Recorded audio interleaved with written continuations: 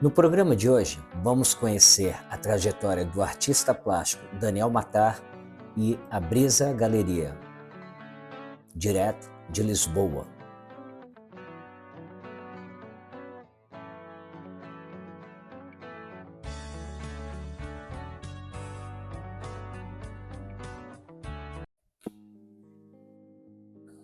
Fala pessoal, tudo bem com vocês? Estamos aqui no programa Reis das Artes, um programa super especial. Hoje eu vou trocar uma ideia, bater um papo aqui com o artista plástico Daniel Matar. Tudo bom, Daniel? Tudo bom, amigo? Bem-vindo à sua galeria. Obrigado pelo convite. Eu que agradeço. Vamos conversar. Vamos lá, vamos começar. Bom, a gente está aqui direto de Lisboa, da Galeria Brisa, que pertence ao Daniel e a Bebel, né? Isso? E a Bebel, vocês são sim, sócios? sim, somos sócios. Uhum. Como foi a empreitada de vir parar em Lisboa e montar uma galeria de arte? Então, Almir, a gente saiu do Rio de Janeiro, né? Eu já tinha meu trabalho de arte paralelo ao meu trabalho de fotografia como fotógrafo profissional. Bebel tinha o trabalho dela com moda, editora de moda. A gente tinha já a nossa vida estabelecida, os 3 filhos, enfim, éramos cariocas, vivendo... Deixaram de ser, não, né? Continuamos cariocas, mas assim, a gente era realmente éramos felizes naquela cidade ali. Verdade. Mas a gente sempre teve esse projeto, esse sonho de morar fora, de poder mergulhar também no trabalho de arte e fazer com que isso pudesse se concretizar comercialmente, viabilizar esse projeto. E acabou que a Brisa, né, uma galeria aqui em Lisboa, foi a forma que a gente encontrou. Né, por vários Mas a Brisa foi vocês que abriram? Sim. Sim, vocês vieram. Mas já vieram com esse pensamento lá do Rio de Janeiro? Vamos abrir uma galeria, ou isso surgiu quando vocês já estavam aqui? Não, viemos com esse pensamento, viemos um pouquinho antes até para encontrar o imóvel, né, que sempre é um desafio, Sim, né? sim. Aqui em Lisboa, muito concorrido, já muito concorrido, há 7 anos atrás isso. Certo. E tivemos essa sorte de encontrar um lugar super legal. Muito. Que a gente se identificou, bem localizado. Então a gente veio antes, organizou toda a parte também do nosso apartamento, onde a gente ia morar, etc. Teve um plano, mas foi de uma certa forma um pouco... foi um certo susto, assim. A gente decidiu, as coisas foram se abrindo, as portas foram se abrindo. E por que Lisboa? Ou por que Portugal? Então, eu acho que a gente avaliando as possibilidades da época, Lisboa, a primeira coisa é a própria língua, né? Isso que eu falo sempre. Por mais que a gente fale o inglês, não é a mesma coisa. Lisboa tinha alguns contatos e possibilidades aí de visto e de cidadania e facilidades de você abrir sua empresa. Então, e Lisboa já era e continua sendo, acho que cada vez mais, um grande hub central também. Sim. Estados Unidos, Brasil, toda a Europa. Verdade. Então foi um lugar que pareceu, se mostrou como a melhor opção. Fora a questão, eu sou muito solar, sempre fui, né, Rio de Janeiro, surf, praia, né, aquela nossa vivência dos trópicos, né, e Lisboa eu acho que tem um equilíbrio de fatores dentro da Europa que a gente ainda tem a luz, né, Sem dúvida, aqui a clima, luz é né, espetacular. ainda... E agora a gente está voltando no verão, né, passado esse inverno que... O meu é o segundo inverno aqui. Eu já cheguei aqui, né, numa época de inverno, então esse vai ser o meu segundo verão morando, né, já aqui em Lisboa, e é espetacular, né? Se bem que aqui é legal o ano todo, né, que tem uma luz incrível pra gente que trabalha com fotografia, a luz de Lisboa é uma luz muito especial, né? É o que eu falo, que é independente da temperatura não ser tão fria no inverno comparativamente na Europa, mas é uma questão da luz, né? Fotógrafos, né? Que somos ali, que a gente é bem sensível. O ser humano é bem sensível, é uma questão hormonal mesmo, né? Aquela fotossíntese que a gente faz tendo a luz. E Lisboa sabidamente provado, né? Eu comprovo aí com 7 anos, e tem muitos dias de sol, Sim. né? Isso faz uma diferença muito grande. Muito grande, com relação ao resto da Europa, né? Às vezes aqui você está com 5, 6 graus, está menos 30, né? Não é? Tanto que Um o país como norte Polônia. da Europa, muita gente vem passar e dá uma Sim. reenergizada. E acaba né? que aqui acaba virando um polo turístico o ano inteiro, porque pessoas que estão abaixo de zero vêm para cá e se divertem, né? Porque aqui não está a temperatura que o país deles está. Então eles tendo uma folga, eu percebo que Lisboa está muito animada, muito agitada por conta disso também. No próprio turismo interno europeu, eu lembro que uma vez eu estava na Polônia, em Varsóvia, estava menos 30. Uau! Aí quando eu cheguei aqui estava 5 positivo, dando 10 à noite, às vezes dava 8, assim durante o dia dava 10 e uma média de 5 a 10 graus, quer dizer, para menos 30. Então você imagina alguém que está de férias, né, que é polonês, está de férias, pô, pertíssimo, né, tá poucas horas daqui, acho que tem tudo a ver, a cidade oferece isso, né, então o turismo aqui subiu muito por conta disso. Sim, isso foi um fator muito positivo para a abertura da galeria, por conta de, né, a Lisboa está muito cosmopolita, né? Exato. Você tem desde os próprios brasileiros, né, que nossa tribo aí do nosso país. Olha o bondinho. O bondinho passa aqui em frente. Charmoso. O elétrico. Elétrico. Né? Mas em Lisboa acabou que assumiu esse papel de um grande hub de passagem. Então não é mais, você não está só comunicando para os portugueses, mas tem agora os americanos nos últimos 2 anos vieram também com bastante intensidade, os franceses, os ingleses, os brasileiros. Sim. Enfim, isso deixou a cena bem interessante. Né? Verdade. E a galeria tem 6 anos ou 7? 7, está fazendo 7 agora. Vai fazer 7 anos. Então, praticamente, quando vocês chegaram, vocês já... ficam 6 meses aí de obra, né? Adaptações até do próprio espaço e a gente já entrou com tudo. Né? Bacana. E como que é aqui a agenda de vocês com relação à exposição? Como que funciona a galeria? A galeria, a Brisa, o projeto da Brisa, inicialmente, a gente começou tateando, tentando entender o que é esse mercado, o que é ter uma galeria, porque não era a nossa realidade no Brasil, a gente não tinha essa experiência. Certo. Só amantes da arte, minha família toda também vem de arte, a gente envolvidos, mas longe de ter uma experiência com uma galeria. Então a gente veio com a ideia, primeiro, de mostrar o meu trabalho, o Daniel enquanto artista, né?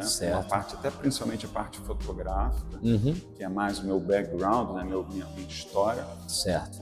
E com isso, entender o que funciona, o que não funciona, como é que a gente se situava nisso.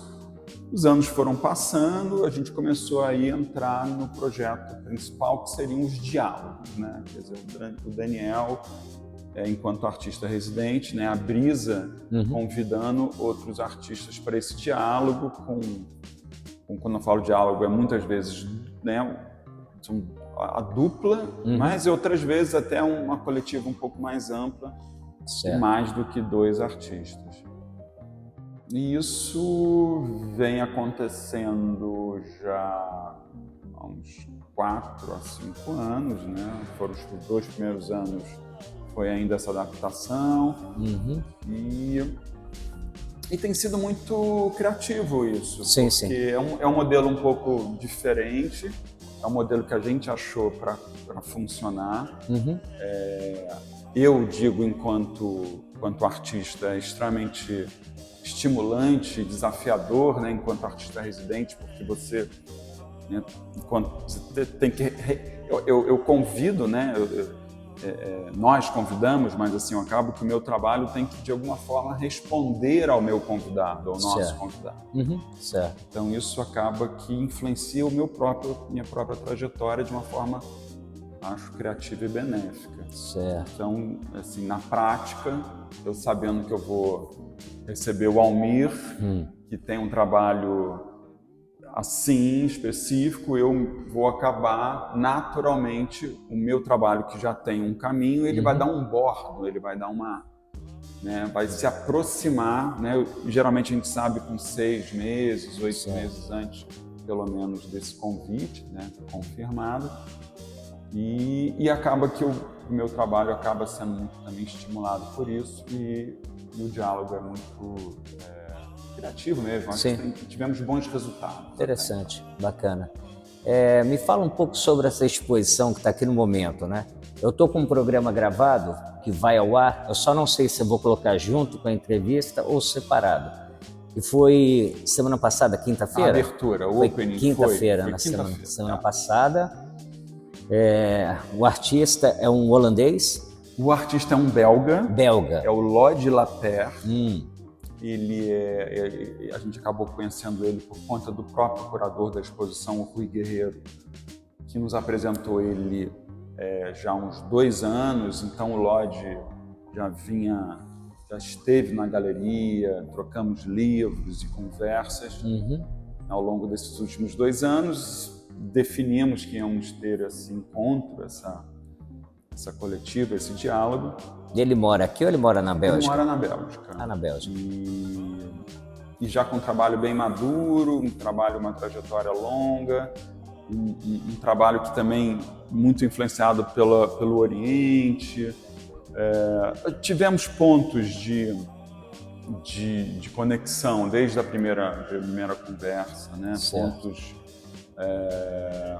que eu entendi que tinha uma capacidade ali de diálogo. Né? Certo. E sobre os seus trabalhos que estão nessa exposição, além dessa série, tem aqueles que são escritos, que depois eu vou mostrar para a audiência. São cores, né? São nomes de cores. Isso. Qual a ideia do trabalho? Então, eu na minha trajetória, nos últimos 7 anos, né, eu até lancei meu livro, o Flowing Forms, que sintetiza essa caminhada, essa pesquisa, né, muito em cima da fotografia, onde eu pinto em micro pedaços, em pequenos espaços, né, e fotografo aquela tinta molhada ainda, trazendo o volume da tinta e muitas vezes pesquisando essa poética do nome da cor. Né? Como é que é o nome da cor que está inscrito nos tubos de tinta, os tubos comerciais, os tubos das marcas que você compra nas lojas. Né? Então, aquilo me fascinou desde o início, né? A capacidade, a poética mesmo, né? Do nome em diversos idiomas, muitas vezes nomes... Tá em chinês ou é japonês? Então, aí eu já tinha essa pesquisa e eu trouxe isso, porque é uma coerência dessa caminhada, né? Então, nesse caso, nesse trabalho, tem um nome em japonês, que é o Prussian Blue, escrito né, em japonês. Né? E eu morei no Japão, eu morei em Tóquio aos 19 anos de idade. E foi uma experiência muito importante para mim, a própria relação com a cultura japonesa. E eu me lembro que eu, chegando em Tóquio, eu vi as letras, né? Pra gente, obviamente, que não se refere a nada, né? Se não tem essa conexão. Então, para mim, eram como se fossem pinceladas abstratas pela cidade, naquelas backlights e toda aquela estética. Aquilo me marcou muito. E é bonito, né? É muito bonito. É plástico, né?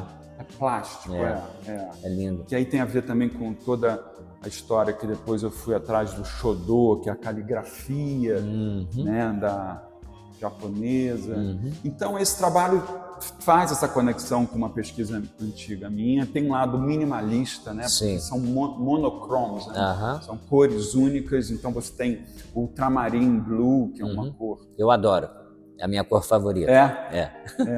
Que é muito parecida com o Klein, né? O azul do Yves Klein. Eu, na falta do azul do Yves Klein, né, que é dificílimo você conseguir aquele tom, eu uso o ultramarine. Que é ótimo, que nos atende muito bem, né? Eu uso muito também. Certo. Me conta uma coisa, você começou a sua carreira como fotógrafo, artista plástico, como eu comecei, dentro da fotografia, certo? Eu, curiosamente, a minha primeira exposição no meu currículo é uma exposição de desenhos e pinturas. Tá. Em 88, sim. Então, assim, eu comecei com desenhos Começou e pinturas. jovem, né? Bem jovem. Bem jovem. Mas rapidamente eu engrenei na fotografia. Na fotografia. Sim, a fotografia fez parte. Aí você passou por mais fase o quê? Você tinha alguma coisa específica que você gostava de fotografar? Tipo, eu fotografava coisas básicas, como paisagem do Rio de Janeiro, né, que é super instigante, que é uma cidade linda. Ainda mais eu que sou de São Paulo, cheguei no Rio, então meu olhar, né, com relação ao Rio de Janeiro era uma coisa meio assim, talvez diferente, né? Porque você sendo carioca, né, nasceu no Rio, tem muitos cariocas que nascem no Rio que não conhecem o Cristo Redentor, né? Nunca fui no Cristo, assim como o nova-iorquino nunca subiu em Empire State, isso é normal. A gente, como turista, a gente faz isso. Então, eu chegava lá, para mim tudo era lindo, tudo era maravilhoso, aquelas montanhas, os contornos, tudo. Então, isso para mim foi assim um delírio de fazer fotografias do Rio de Janeiro. Foi quando eu comecei meio que quase fiquei assim uma coisa meio, não estigmatizado, mas rotulado, né? Como assim, o artista que fotografa Rio de Janeiro. Isso daí já começou uma certa época, já começou meio que me incomodar, até porque já tinha muita gente fazendo isso, então eu comecei a ter que buscar uns novos caminhos. Foi quando eu caminhei para colagem e para pintura, né? Eu fui fazer o parquilagem. Agora você fez o caminho desenho, pintura, depois você foi para fotografia. Qual tipo de fotografia que você iniciou sua carreira? Sim, então isso que você falou, você chegando no Rio e deslumbrado com aquela paisagem que é muito bonita e tudo, mas é muito sobre o olhar do estrangeiro, né? Eu acho que o olhar do estrangeiro ele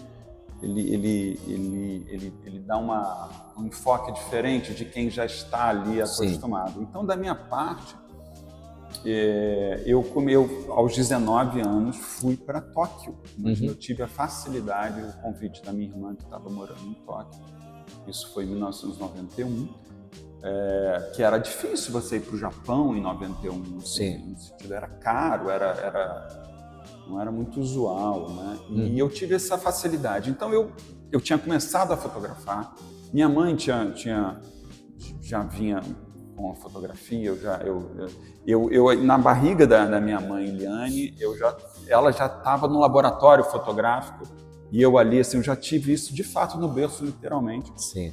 Com todas as químicas, não sei como é que ela equacionou isso, mas eu sei que ela, a grávida, ela já estava lá com o seu laboratório, com a sua prática da fotografia. Então, eu tive isso no berço, mas foi de fato aos 18 que eu ganhei a minha primeira câmera, aos 19 eu recebo esse convite maravilhoso de ir para o Japão. Então é assim, aquela coisa, um jovem com a câmera na mão, né, uma ideia na cabeça, aquela ideia de você se jogar no mundo com um olhar de estrangeiro, Sim. Uma cultura, né, com uma plasticidade completamente diferente do brasileiro, né, da minha formação carioca, etc. Apesar de eu ter morado em Londres com a minha mãe aos 3 anos de idade, etc. Mas ali foi um marco. E eu comecei a fotografar rua, gente, modelos. Minha irmã era modelo fotográfico de sucesso lá. Então eu também tive acesso a essa coisa, essa possibilidade dos retratos das pessoas. Sim, interessante. E fui assistente de um fotógrafo brasileiro, né, de editoriais de moda, de revista e tudo lá. Então eu fui... ali ficou muito claro que eu tinha uma predileção, um interesse por retrato, né? Certo. E assim foi a minha, não pelo landscape, né, para as paisagens, como é o meu caso, história, não que eu não fotografasse paisagens, mas não era o meu forte ali. De fato, era o retrato. E aí eu volto para o Brasil e realmente eu vou fotografar capas de disco, músicos e depois a moda, enfim, gente, né? Sim, entendi. Daniel, me conta uma coisa. Aquela série que você fez, que foi quando eu conheci o seu trabalho, que eu fiquei assim, fiquei maravilhado com o seu trabalho. Inclusive saiu uma matéria na época, não sei se foi no Caderno Ela, alguma coisa assim, que uma galeria acho que do Rio de Janeiro, estava te representando na Feira de Arte do Rio, né? Na Arte Rio. que é aquelas gotas. Isso. Quando você chegou naquela série? Então, eu cheguei em Lisboa... Uma outra pergunta já para emendar. Você acha aquela seria o seu carro-chefe? Porque para mim, quando eu olho aquele trabalho, Daniel Matar, entendeu? Não só vejo como uma coisa super única, né, de um artista que desenvolveu, deve ser em micro, né? Sim. E eu acho, além de ser espetacular, eu acho assim, eu acho, né? Eu posso estar enganado, que é o seu, não carro-chefe, mas seria assim a sua marca registrada. Confirma. Sim. Ou eu estou enganado? Confirmo, super confirmo, Almir. De fato, o trabalho eu chamo de Photographic Drawings, né? Foi o título que eu dei na época. Foi um trabalho que, contando um pouquinho a gênese, a origem desse trabalho, eu, ainda no Brasil, no meu estúdio fotográfico em Botafogo, eu fotografava gente, né? E editoriais de moda, e retratos, e campanhas, e tinha toda a minha pesquisa também fotográfica com as minhas séries, né? Eu fui fazer até uma série no Japão, eu fiz uma grande exposição sobre bonecas acompanhantes japonesas, eu fui para Tóquio fotografar e isso resultou numa exposição no Sérgio Porto. Muito bem. Em determinado momento, eu quis dar uma pausa no meu olhar, refrescar o meu olhar, sair da minha zona de conforto, porque a fotografia acaba que você ganha também uma excelência técnica, até por conta do teu tempo, e isso pode te dar uma encastelada, né? Pensando em artes plásticas e linguagem. Uhum. Então, diante disso, eu comecei a pintar. Voltar com a pintura a óleo, grandes formatos, no meu estúdio que virou ateliê. Por que óleo, hein? Eu sempre tive essa pintura, curtição, por exemplo, é óleo, né? Eu gosto muito. Incrível, porque hoje em dia todo mundo, né, quer usar acrílica, né? Porque seca rápido, porque não sei o quê. Mais limpo e prático. Eu, por exemplo, eu prefiro, mas eu admiro muito quem pinta óleo. Ainda mais sendo abstrato, né? Porque a gente sabe que a facilidade de pintar óleo, por exemplo, uma paisagem, uma figura humana, né? Que tem todas as correções que você pode fazer, porque não secou e tudo mais, diferente do acrílico. Agora, fazer trabalhos assim, né, que são abstratos a óleo é incrível. Me conta. Eu acho que a capacidade do óleo desses degradês, dessas contaminações. Entendi.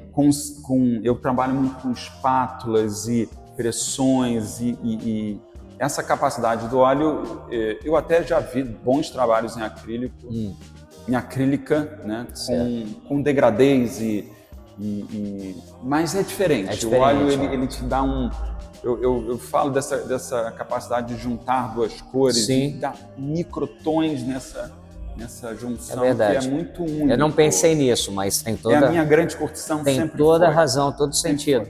Sempre foi. Todo sentido. Então começo a pintar os abstratos e tudo. Na verdade era para mim encarei como um exercício para refrescar o olhar, para sair da zona de conforto. Fiz esse trabalho e é aquela história, né? O trabalho não me convenceu na época. De fato, foi um exercício. Só que eu comecei a olhar para os dejetos, para o lixo do meu ateliê, ou seja, os tubos de tinta que eu usei, né? Amassados, contaminados, manchados, retorcidos. Eu falei, tem poética aí, tem potência aí. Eu pego minha câmera, aí volto o fotógrafo e eu começo a fotografar em macro, né, com aproximação, esses tubos amassados e arranhados, com toda aquela beleza, né, desse achado plástico. Sim. E ali começa um trabalho... Quase uma arqueologia, né? Uma arqueologia, completamente. Né? Porque ali eu não conduzi os tubos. É, de fato, um subproduto de um mergulho, de uma vivência que eu tive com pelo menos quase um ano de pintura. Certo. Eu começo a fotografar, ampliar essas fotos desses tubos amassados e começo ali a trabalhar com macro. E dali, os tubos amassados, eu comecei a comprar tubos novos e cortar o tubo de tinta, quer dizer, a matéria da pintura virou a protagonista, né? Os tubos de tinta, a própria tinta, através da fotografia. E tem um momento que eu começo a coletar tabelas de cor de tinta de parede, né? São catálogos de cor que você ganha. Você fala tinta de parede mesmo, souvenir, No coral? caso daqui, já aqui em Lisboa, você tem catálogos com aqueles quadradinhos. Sim, sim. Né? E eu sempre adorei aquilo. Sabe o que eu acho curioso? Quem inventa os nomes das tintas. Tu já pensou nisso? É super, Não é né? estranho? Não é estranho, não, é engraçado, né? E assim, você vê lá um verde, né? Aí tu vai ver o nome do verde, Primavera Florescente. É umas coisas assim. Uma coisa assim, né? Você vê, quem tirou essa ideia, né? Exato, É muita São nomes, originalidade. assim, curiosos. Sim, sim. E é riquíssimo esse... Uma vez eu pensei em fazer uma exposição voltada para bem colorido e praticamente assim, sabe? Pegar o catálogo da Coral e apontar. Esse daqui vai ser o que eu sou péssimo. Você tem facilidade para dar título para suas obras? Não tenho. Eu sou péssimo. Não tenho. Eu não consigo. Tenho até um certo pudor. Quem te ajuda? A Bebel te ajuda? A Bebel falou, não, tem que ter título, porque uma questão até operacional, e por que não? Ela me ajuda muito. Ela me ajuda muito. Eu sempre tive um certo cuidado em relação ao trabalho abstrato, de você dar um título e conduzir uma leitura já pré-determinada que você, de alguma forma, já ia limitar. Eu falo isso também com relação porque eu posso ver isso daqui e imaginar uma coisa, mas se eu vou lá e leio o título, eu já vou vendo o que é. Né? E acho que o abstrato te proporciona isso, né? De cada visão, cada pessoa tem um olhar sobre. Então, isso daqui para uma pessoa pode significar uma coisa, para outra. Se tem o título aqui exatamente... Mas eu compreendo também o lado da Bebel. Eu gosto quando a obra de arte tem um título, mas geralmente quando você trabalha com abstrato, você está induzindo, né, o espectador a exatamente o que você quer passar. Mas enfim, continue. Você dá uma dica, né? Às vezes que seja a mais poética possível, mais abrangente possível, para não diminuir a potência daquele trabalho. Certo. Mas voltando ao início da história das tabelas de cor, eu começo a pegar esses quadrados de catálogos de cor e começo a gotejar esses quadrados. Quando eu falo quadrados, de fato, esse trabalho das gotas, ele era um quadrado de 4 por 4 centímetros. Nossa. Então dá para ter uma ideia, realmente quadradinhos de cor. Que vira uma foto eu até qual tamanho? Então, 1,5 m? 1,20 m por 1,20 m. São coisas grandes. São. Eu imaginava que as gotas eram maiores. Quer dizer, é realmente macro mesmo. Esse é macro mesmo. Incrível, fica lindo, né? Eu vou botar para vocês verem do que a gente está falando, vai aparecer aqui embaixo. Vocês terem noção do que a gente está falando. Continua. Então, esse gotejamento eu conduzo, né, com sticks, né, com varetas de madeira, com uma lupa. Eu faço essa micropintura, na verdade, dentro de 4 por 4 centímetros. Eu vou gotejando ou conduzindo essas gotas. Eu tenho em torno de 1 a 2 minutos para fotografar elas, porque a tinta, nesse caso, é uma tinta acrílica, não é a óleo. Certo. Ela seca muito rápido e eu preciso que a tinta esteja nesse estado molhado. Para poder responder à luz. Então, basicamente, são dois momentos. É o momento de conduzir essa pequena superfície e o segundo momento de registrar, de fotografar. E aí entram todos os meus anos de fotografia, equipamentos de muita resolução, alta tecnologia, de fato luz e sombra, rebatedores e tudo. E usa lente macro? Lente macro. Lente macro, quer dizer, todo esquema realmente... tem bastante técnica envolvida. Por isso que chega a perfeição que você chegou, né? Porque eu já imaginava que, primeiro, que era aleatório, as gotas, né, que você fotografava, os pingos de tinta, e que eles fossem numa superfície bem maior do que era, como você está descrevendo, em algo 4 por 4 centímetros, você fazer uma fotografia de 1,5 m por 1,5 m, incrível. Aí que está a mágica, né, Almir? Você, quando tira uma matéria da sua escala nesse nível, e a mágica acontece quando você está com 1,20 m por 1,20 m ali, 1 metro, 1,20 m. Você tem uma estranheza, tem algo ali que você fala, uau, A sensação é só vendo, né? Aí eu, por exemplo, quando vi a matéria, que eu olhei e falei, nossa, que trabalho lindo, né? Mas não tinha a menor noção do que era. Se era um negócio, um objeto desse tamanho, entendeu? Se era uma escultura que você fotografou, o que seria. Aí quando eu comecei a ler a matéria, que eu vi que se tratava de gotejamentos, de tintas, eu falei, nossa, incrível.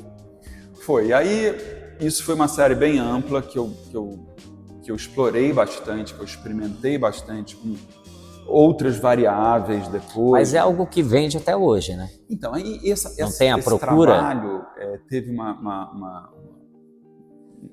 foi muito bom que ele foi comprado por um museu na China, num momento específico nosso. Foi essa série que foi vendida? Você me contou, foi vendida? Muitas obras, quase a coleção inteira na época. Teve uma chancela institucional, comercial também, porque, né? Então foram para esse museu em Nanjing, o Dedi Art Museum em Nanjing, que fica a 1 hora de Xangai. De Beijing, de Pequim. E ali já teve uma consagração em todos os sentidos, e essa série se mostrou uma série muito sedutora, assim, de desejo, onde eu fiz o solo show, né, que foi uma exposição na Arte Rio e depois na SP Arte. Com a Márcia Barroso do Amaral, a galeria. Foi muito legal, ela me deu esse espaço inteiro, né? Quando você tem um espaço inteiro numa feira, você pode criar um corpo de trabalho, você consegue de fato comunicar ali com 15 trabalhos, você consegue de fato dar uma mensagem. Sim. E que foi muito bem sucedida, teve um retorno. Então, sim, foi uma série... Eu lembro que eu li a matéria, aí quando começou a Arte Rio, eu fui ver pessoalmente. Você foi ver pessoalmente. Eu já conhecia, né, a Barroso do Amaral, conhecia a galeria dela, mas aí eu falei, eu vou na Arte Rio, e eu fui assim, seco, né, para ir no stand onde estava o seu... Legal. Não te conhecia pessoalmente, mas para ver os trabalhos que eu queria muito ver em loco, né, porque o que estava na revista, no jornal... Estava super bacana, mas falei, pô, isso daí pessoalmente deve ser... Então, parte das suas obras foram parar na China e algumas foram vendidas, obviamente, particular, né, para pessoas... Sim, muitas foram para a China, muitas ao longo desses anos todos, porque eu nunca deixei de fazer essa série. Essa série tem quantos anos? Tem então, essa 6?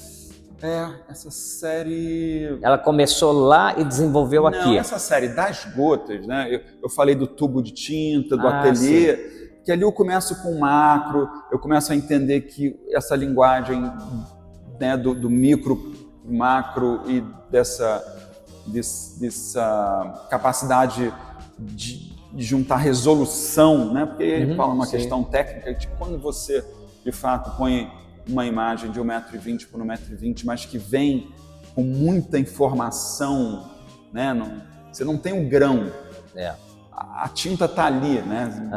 Você evoca de fato ali. Parece que a tinta está ali. Aquela gota você vendo, parece que você vai tocar. Isso passa muito também por uma questão técnica para a coisa acontecer. Certo.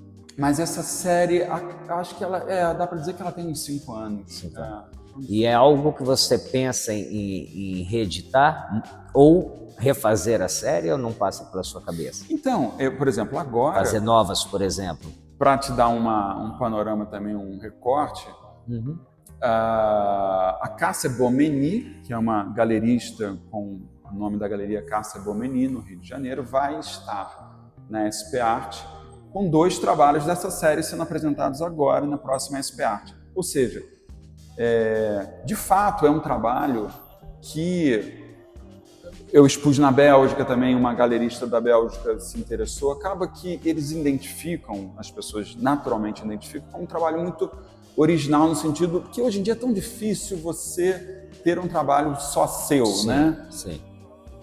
Porque você vê de tudo e é tudo muito rápido, sempre uma coisa parece com a outra e é natural. E hoje isso, com as redes sociais, né, que a gente tem muito mais alcance, às vezes você abre o Instagram e você vê algo muito parecido com o que você fez, a pessoa nunca viu o seu, você nunca viu dele, né, e acaba meio casando. Consciente coletivo ali. Tem muito isso. Eu confesso que eu tenho algumas inspirações, como as minhas piscinas é muito voltado para David Hockney, né? Isso não tem nem como eu não assumir, mas eu acho ele espetacular, tudo mais. Tem o Andy Warhol, tenho vários pessoas assim, alguns artistas que eu admiro e que eu me inspiro, vamos dizer assim. Você tem algum artista assim que seja a sua inspiração ou? Sim, eu até fiz um trabalho anterior a essa exposição, onde eu pinto horizontais que se referem à ideia das lombadas dos livros, né? Eu gosto muito de livro de arte, tem uma grande coleção, e bebo desses heróis, dessas referências, né? Certo. Então eu tenho, e aí teve um determinado momento que eu vi aquelas pilhas de livro, que eu acho belíssimo, né? Com suas cores particulares, seus nomes. Eu fiz uma série de pinturas, depois eu posso te mostrar, onde eu chamo de retratos, porque a ideia é... Mas são pinturas ou fotografias? São pinturas. E isso eu estou dizendo por quê?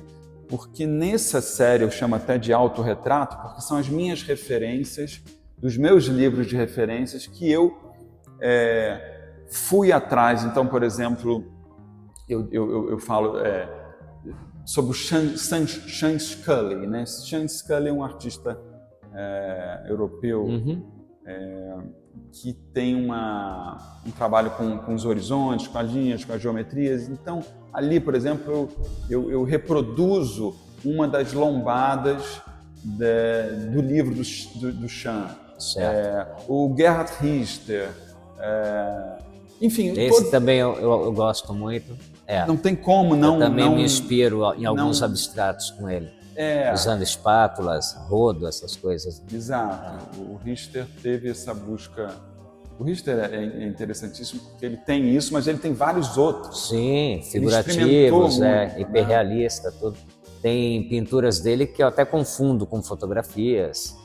É impressionante. Ele tem muita coisa de hiperrealismo. Ele muito interessante que ele pintava o hiperrealismo, ele se ligava muito à fotografia, depois ele fazia o blur, né? E depois ele começou a pintar esse hiperrealismo, e depois dentro imagina, ele de fato fez isso, ele pegava a tela final e não só mais borrava, mas como destruía, e daí surgiram as obras das espatuladas, desse abstrato, que aí ele foi longe. Certo. Então, muitas referências, principalmente de... Qual brasileiro você admira dessa nova geração? Quer dizer, nova geração que eu digo, eu acho uma nova geração, mas assim, aquele pessoal mais da antiga, brasileiro, não precisa chegar em Tarsila do Amaral, mas assim, no meio do caminho, tem algum artista assim que você fala, esse é top, esse é o... De pintura, né? Luiz Zerbini, né? Eu acho que o Zerbini tem um lado desses... O figurativo dele, né? Com vários layers, né? Aquelas cenas que eu até como fotógrafo ali me inspirei e sempre achei muito interessante. O próprio Zerbini já passou até por outros caminhos de abstratos. Certo. Acho bem rico. Gosta do Vic Muniz? Gosto muito do Vic Muniz. Gosto muito. Gosta do Romero Brito? Nunca me...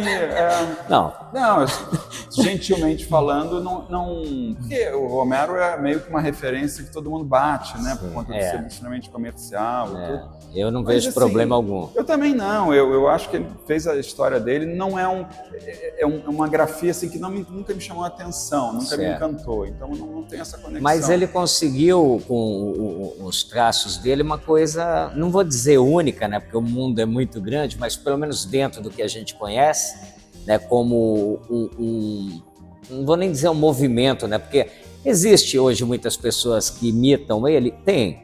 Mas só que não são pessoas que têm, né, grande projeção nem nada. Às vezes você vê mesmo numa feira hippie, você vê lá que o cara pintou um gatinho, né, com bolinhas, o cara tem os traços do Romero Brito, mas ele não é uma coisa que dá para dizer, ele criou um movimento, né, como houve vários movimentos ao longo, né, da história da arte, desde lá enfim, dadaísmo, você vai, né, para minimalismo, enfim, tem vários e vários, né, são movimentos que mudaram a arte, de certa forma. Até tem um programa no meu canal falando sobre isso, né, sobre os movimentos que mudaram a trajetória da arte, né.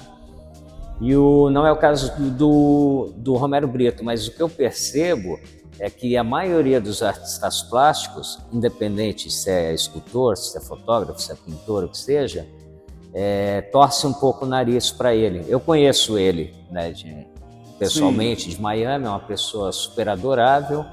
Eu tenho amigos em comum com ele, né, lá em Miami, então fui apresentado uma vez dentro da galeria dele, lá na Lincoln Road, e eu achei o cara super humano, sabe, espetacular como pessoa, e gosto dele como artista. Mas eu perguntei isso para você, né? Até dei risada, porque geralmente existe uma certa, né? Ficou esse ele estigma. Faz copo, fez muito faz sucesso mala. também, e acabou sendo comercializando muito de diversas formas. Sim. Então, acaba que tem mesmo. Mas, por exemplo, o Vic Muniz, né? Que também sofreu um pouco, né, de um hiper sucesso. Sim, tava muita exposição, muito em evidência, né? E meio que vira um tabu quando você faz sucesso demais, né? É quase proibido, né? Isso no Brasil. Exato. É quase um crime. Não deveria ser, né? Não, a gente fala de Andy Warhol aí. Não, você vai para os Estados Unidos, a coisa muda, né? Vira um exemplo, vira até um herói.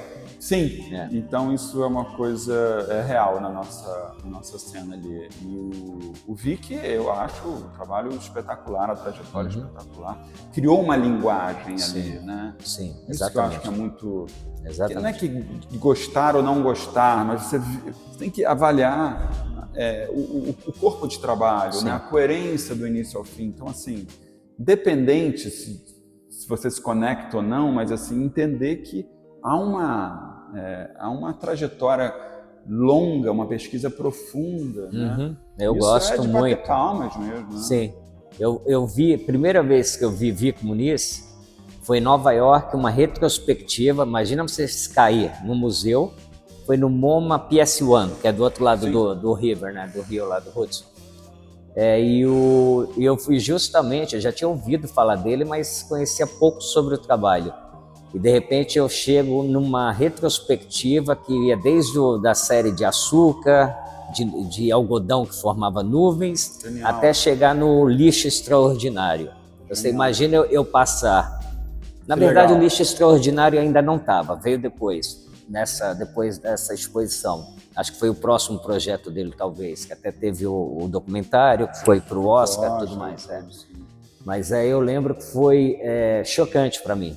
Eu vi o trabalho do cara, eu como fotógrafo, né, fotografando Pão de Açúcar, os dois irmãos, de repente você dá de cara com uma coisa daquela, eu falei, nossa, incrível.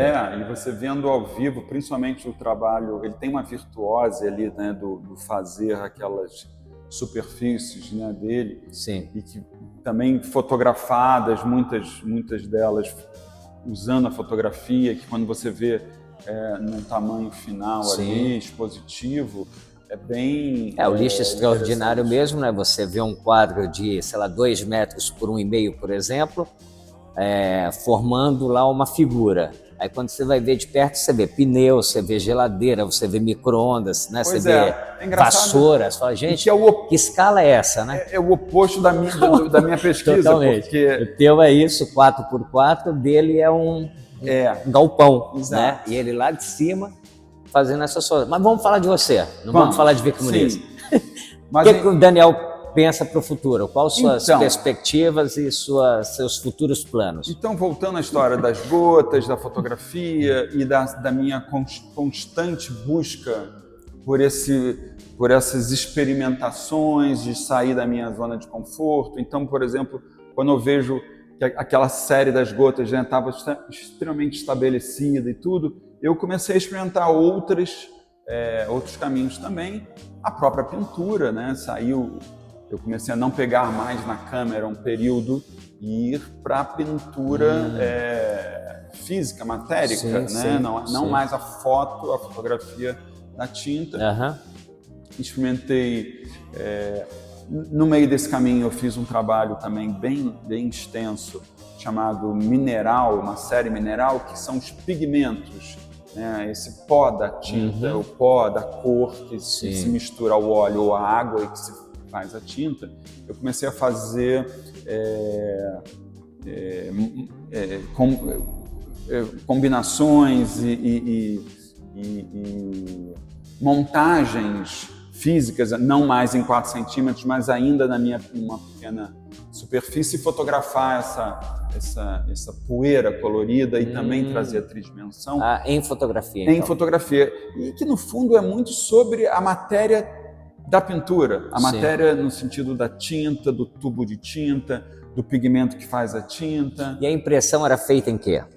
A impressão sempre muito cuidadosa. Você faz na Alemanha, não é isso? Faço na Alemanha. O trabalho é primoroso, né? Giasec. Absolutamente. Aqui é tinta, né? Aqui não é fotografia. Tá. Essa exposição não tem nenhuma fotografia. Já é um trabalho. Mas é sobre acrílico, né? Sobre acrílico, não tinta acrílica. A base da... As montagens feitas, e ainda são, das fotografias, são sempre feitas nesse processo Giasec, um processo suíço especificamente, mas que é um acrílico colado sobre a fotografia, sobre o papel fotográfico. Isso sempre me interessou, porque você vendo a gota ou o pigmento, a poeira colorida, e parece que ela está ali, porque ela não é uma vitrine, como muitas vezes você vê uma montagem de fotografia que você coloca o vidro à frente do papel, até por uma questão de durabilidade. Exatamente. Esse processo ele encapsula tudo. Então, de fato, a superfície é a superfície.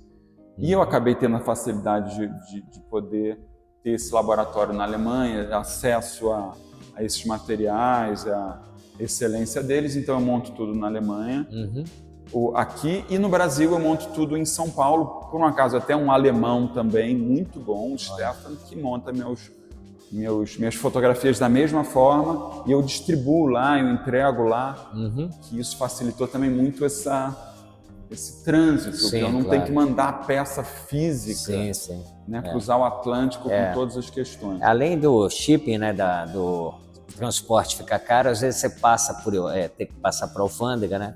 Tem que explicar o que é aquilo, para onde está indo, dependendo, tem impostos a serem pagos.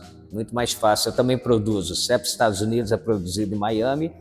Aqui, para a Europa, é produzido aqui.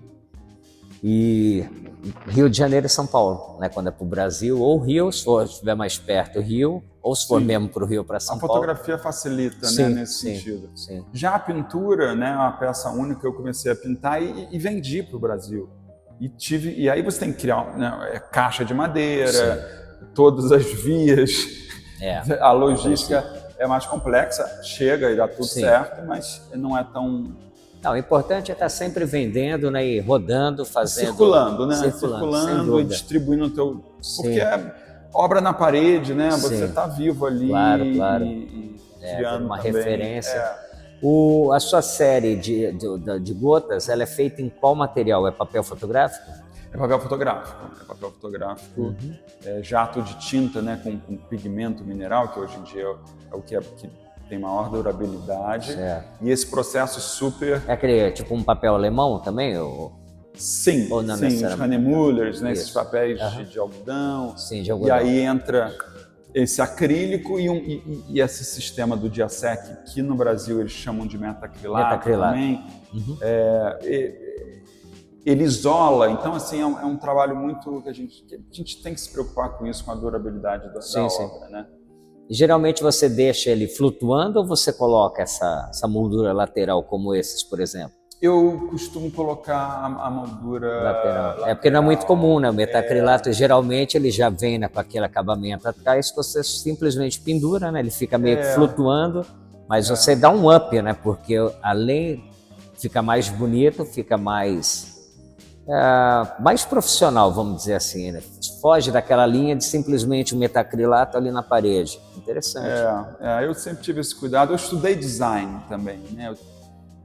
Eu tive esse envolvimento, eu penso no objeto, né? Enquanto profundidade, brilho, espessura. E tanto que eu acabo sempre montando com molduras largas, me interesso por esse deslocamento. Mas fiz também boas experiências agora com formatos menores, um acrílico, né, muito grosso, sem moldura, que ele fica flutuante, que também é interessante. Mas a ideia é completamente diferente de você ver na tela do computador, né? Não é uma imagem, né? Eu penso de fato na obra final. Vira uma peça, né? Uma peça de arte mesmo. Com seus brilhos ou não brilhos tanto que eu nunca vendi, não vendo print, né? A impressão, né? Então me perguntaram, pô, eu posso comprar impressão e enquadrar no Brasil, ou, né? E como eu penso no objeto final. E isso está tudo interligado, então eu, por exemplo, já tive que não vender para que de fato é o objeto montado. Né? Sim. Fica bem... Vai tudo, né, com o que você realmente quer, né? Desde a criação até o produto final chegar no cliente realmente, né, no colecionador, o que seja. A peça que você idealizou do início ao fim. Interessante. Eu tenho bastante esse cuidado. Bacana. Alguma, para fechar o programa, você quer falar algo para a audiência, falar sobre você, sobre a galeria? Fica à vontade. Sim, então, hoje eu tenho outras séries, eu estou trabalhando muito com a própria pintura sobre alumínio, chapas de alumínio, com espátulas. Fala muito também sobre a minha pesquisa de cor, o nome da cor, o gesto. Certo. Então o trabalho ele teve desdobramentos, mas continuo com o meu trabalho fotográfico também. A gente está aqui na nossa Brisa Galeria, há 7 anos, no Chiado, na Victor Lugar Gordon. super bacana, endereço ótimo. E com um programa de exposições. E o meu trabalho também, particularmente, em outras galerias, começando a ter outras vitrines, né? Certo. Você tem um ateliê seu que é em Marvila, né? E tem um ateliê em Marvila onde eu produzo. E onde você produz lá, que é só realmente para expor, né? As suas obras. Lá não tem exposição, lá de fato eu chamo até de uma oficina. É um trabalho muito... Eu acabei me envolvendo de novo a história do design, da peça. Eu comecei a montar meus bordes de madeira, cortar madeira, para pintar por cima esse trabalho todo das cores ali. Eu chamo esses tabletes de cor, que tem a cor na lateral também. Eu montei desde o início, então acabo me envolvendo muito com o lado escultural mesmo, tridimensional. E lá acabou sendo essa oficina, ateliê e refúgio também, né? Sim. O ateliê do artista bom, sempre um momento ali do recolhimento. Exatamente. Perfeito. Então, muito bom te entrevistar. Na verdade, esse bate-papo.